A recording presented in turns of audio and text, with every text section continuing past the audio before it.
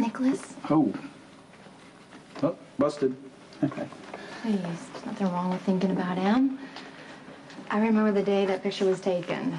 Yeah. In fact, I think it was Lucky who took it. Right, it was in the park the day that she pushed me in the fountain. What? Oh, come on, let's get the story straight. I think you pushed her in first. I know. She was so annoyed with me that day. Because you were teasing her endlessly. And then she tried to push you in, but couldn't. I think it took all three of us to finally get you in the water. Lucky wouldn't have helped if you hadn't threatened his life. Yeah, well, it worked, didn't it?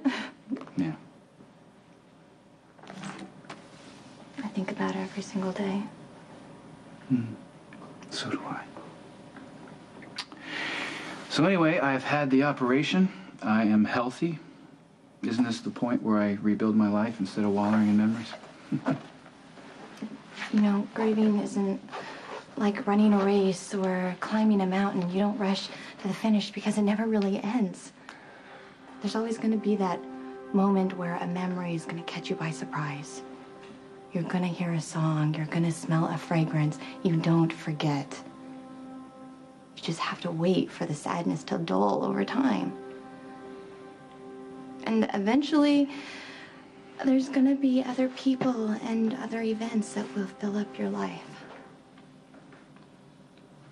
We'll never stop feeling her absence, and that's okay. That's how we deal with the pain. Just try not to let it paralyze you. What if I do just the opposite?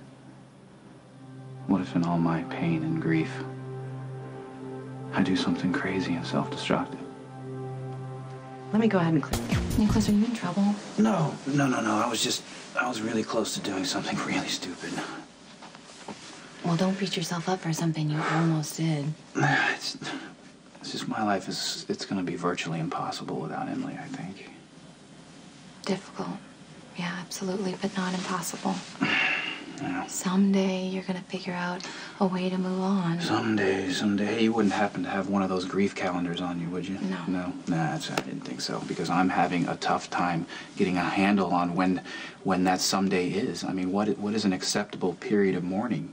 You know, what's too soon? What's long enough? There are no time limits. Well, I mean, just humor me for a second, all right? In the Victorian era, okay, you couldn't get remarried until at least a year after your spouse died.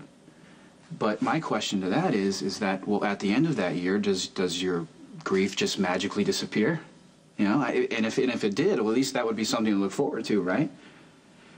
But what if you're even just attracted to someone before that year ends? Is that cheating? I mean, can you be unfaithful to a memory?